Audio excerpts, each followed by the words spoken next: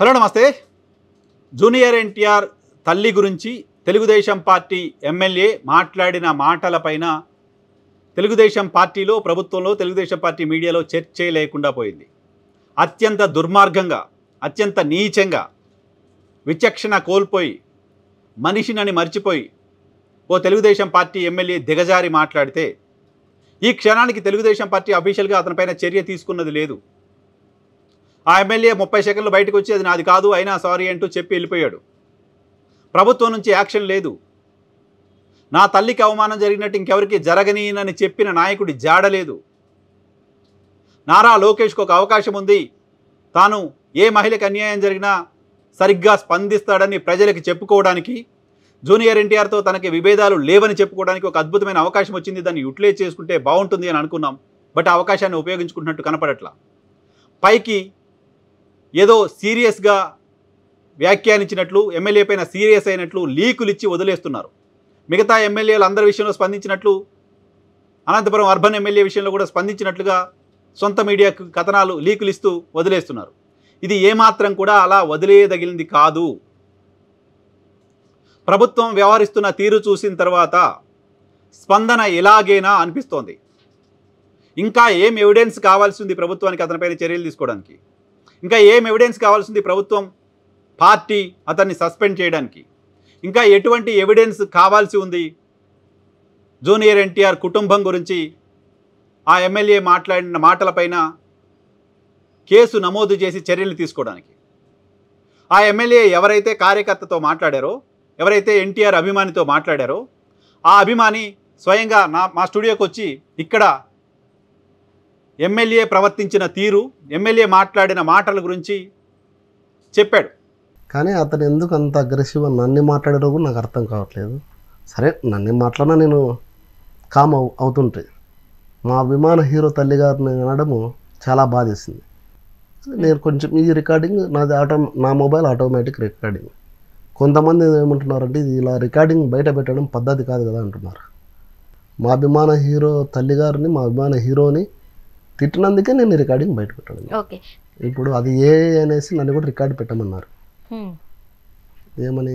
MLA దగ్గర ఉన్న వ్యక్తులు, మా అన్న పేరు భానుప్రకాష్, మా అన్న కాల్ చేశారు, మా మిస్సెస్ కాల్ చేశారు, అందరికి కాల్ చేసి ఇది ఫేక్ ఆడియోని పెట్టమని చెప్పండి ఏఐ అని. వాళ్ళు మీకు ఫోన్ చేసి ఇది ఫేక్ అని చెప్పమంటున్నారు. అంటే నా ఫోన్ ఆఫ్లో ఉందండి. మా బ్రదర్కి దాన్ని ఎక్కడున్నాడో కనుక్కోండి, కాన్ఫరెన్స్లోకి తీసుకోండి, ఇట్లా ఏఐ అని పెట్టండి అని మా అన్న భానుప్రకాష్ అని ఇక్కడ లోకల్గా అక్కడే ఉంటారు, అతనికి కాల్ చేస్తారు, మా మిస్సెస్ కాల్ చేస్తారు. ఇప్పుడు అందరినీ, మా ఫ్యామిలీని అయితే చాలా ఇబ్బంది పెడుతున్నారు. ఎమ్మెల్యే ట్యాంపర్ చేశారు, ఎవరు క్రియేట్ చేశారు, ఏఐతో క్రియేట్ చేశారు అంటూ చెప్తున్న మాటలు శుద్ధ అబద్ధం అని చెప్పాడు. ధన పేరుతో ఉన్న జూనియర్ ఎన్టీఆర్ అభిమాని మా స్టూడియోకి వచ్చి మాట్లాడిన మాటలు, ఆయన మాట్లాడుతుంటే నేనే రికార్డ్ చేశాను, నేను రికార్డ్ చేసిన వాయిసే అది అని చెప్తున్నారు. ఇంకా ఏం ఆన్సర్ కావాలి? ఇంకా ఏం ఎవిడెన్స్ కావాలి ప్రభుత్వానికి? ఆ ధన అనే వ్యక్తి ఇతర పార్టీలకు సంబంధించిన వ్యక్తి కాదు. ఆయన ఫ్యాబ్రికేట్ చేసి ఎవరో తీసుకొచ్చి ప్లాన్ చేసిన వ్యక్తి కాదు. ఆయన తెలుగుదేశం పార్టీ జెండా మోస్తున్న వ్యక్తి, జూనియర్ ఎన్టీఆర్ అభిమాని, తెలుగుదేశం పార్టీ గెలవడం కోసం పనిచేసిన వ్యక్తి, నారా లోకేష్ కోసం ప్రాణాలు ఇస్తానని చెప్తున్న వ్యక్తి. అటువంటి వ్యక్తి నాతో మాట్లాడాడు ఎమ్మెల్యే, ఇటువంటి భాష నేనే రికార్డ్ చేశాను, ఆడియో రికార్డ్ చేసింది నేనే అని చెప్తుంటే ఇంకా ఎటువంటి ఎవిడెన్స్ కావాలి ప్రభుత్వానికి చర్యలు తీసుకోవడానికి? ఎఫ్ఎస్ఎల్కో ఇంకా ఎక్కడికో పంపించాల్సిన అవసరం లేదు. ఏ టైంలో ఆయన ఫోన్ చేస్తాడో చెప్తాను, ఆయన ఫోన్ నెంబర్ వచ్చి నా నెంబర్కి ఫోన్ వచ్చిందో లేదో మీరు చెక్ చేసుకుంటే సరిపోతుందని చెప్తున్నారు. ఇంత జరుగుతుంటే ఇంకా ఎక్కడికో డైవర్ట్ చేసి ప్రభుత్వం ఈ అంశాన్ని చాలా చిన్నదిగా చేసే ప్రయత్నం ఎందుకు చేస్తోంది? జూనియర్ ఎన్టీఆర్ అంటే భయపడుతున్నారా? జూనియర్ ఎన్టీఆర్ని ఇంకా మానసికంగా ఇబ్బంది పెట్టదలుచుకున్నారా? తెలుగుదేశం పార్టీ పైన నిజమో కాదో తెలియదు కానీ ఒక విమర్శ ఉంది. తెలుగుదేశం పార్టీ ఆధ్వర్యంలో వ్యక్తుల ప్రైవేటు జీవితాలని బజారుకిడ్చి వ్యక్తిత్వ హననానికి పాల్పడతారు అని. వ్యక్తిత్వ హననానికి గురైన వాళ్ళు అనేక సందర్భాల్లో మాట్లాడిన మాటలు ఇవి. ప్రస్తుత కాంగ్రెస్ పార్టీ రాష్ట్ర అధ్యక్షురాలు వైఎస్ షర్మిల ఆన్ రికార్డ్ మాట్లాడిన మాటలు. తెలుగుదేశం పార్టీ ఆధ్వర్యంలో ఓ తెలుగుదేశం పార్టీకి సంబంధించిన ఎమ్మెల్యే ఇంటి నుంచి తన క్యారెక్టర్ అసాసినేషన్ చేస్తూ పోస్టులు పెట్టారంటూ పోలీసులకు కంప్లైంట్ చేశారు ఆమె. సాక్షాత్తు ప్రస్తుత ప్రభుత్వంలో ఉప ముఖ్యమంత్రిగా ఉన్న పవన్ కళ్యాణ్ తెలుగుదేశం పార్టీ నేతలు, తెలుగుదేశం పార్టీ కార్యకర్తలు, తెలుగుదేశం పార్టీ అధిష్టానం ఆశీస్సులతో తనని, తన కుటుంబాన్ని తప్పుడు భాషతో క్యారెక్టర్ అసాసినేషన్ చేసే తరహాలో పోస్టులు పెట్టారంటూ పవన్ కళ్యాణ్ మాట్లాడారు. ఇక వైఎస్ జగన్మోహన్ రెడ్డి కుటుంబం ఏ రకంగా తెలుగుదేశం పార్టీ నాయకుల నుంచి క్యారెక్టర్ అసాసినేషన్ గురైందో చూసాం. ఈ రాష్ట్రంలో అనేక మంది తెలుగుదేశం పార్టీ బాధితులం మేము, మా పైన ఇలా క్యారెక్టర్ అసాసినేషన్ చేశారంటూ రకరకాల సందర్భాల్లో మాట్లాడడం చూస్తూ ఉన్నాం. సో ఇప్పుడు జూనియర్ ఎన్టీఆర్ విషయంలో కూడా అటువంటిది ఏమైనా ప్లాన్ చేశారా?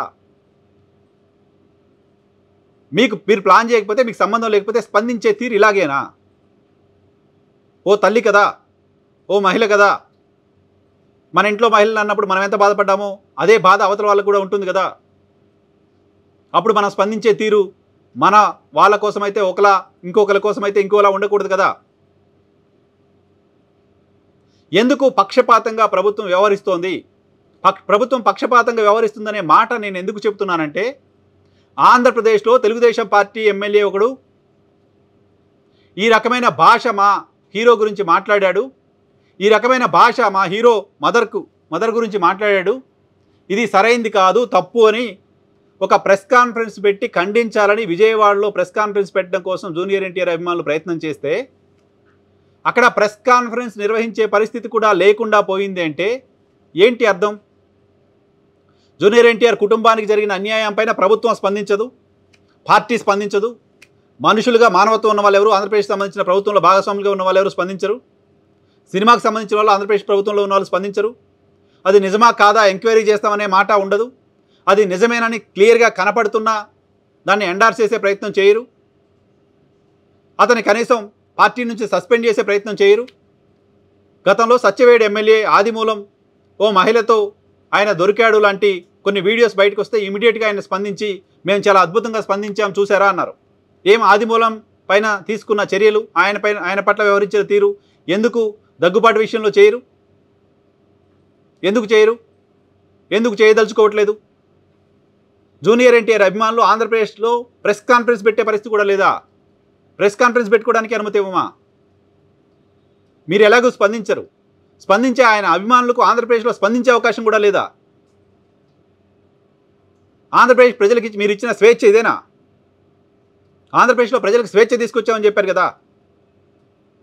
ఓ హీరో తల్లి గురించి మీ పార్టీకి సంబంధించిన ఎమ్మెల్యే దుర్మార్గంగా మాట్లాడితే దాన్ని ఖండించే అవకాశం ఆంధ్రప్రదేశ్లో లేకపోవడం ఏంటి? ఇది నేను చేస్తున్న విమర్శ కాదు. వాళ్ళంతా ఆంధ్రప్రదేశ్లో ప్రెస్ కాన్ఫరెన్స్ పెడతామంటే మాకు అనుమతి ఇవ్వలేదని హైదరాబాద్కి వచ్చి హైదరాబాద్లో ప్రెస్ క్లబ్లో కూర్చొని ప్రెస్ కాన్ఫరెన్స్ పెట్టి జూనియర్ ఎన్టీఆర్ అభిమానులు చెప్తున్న మాట.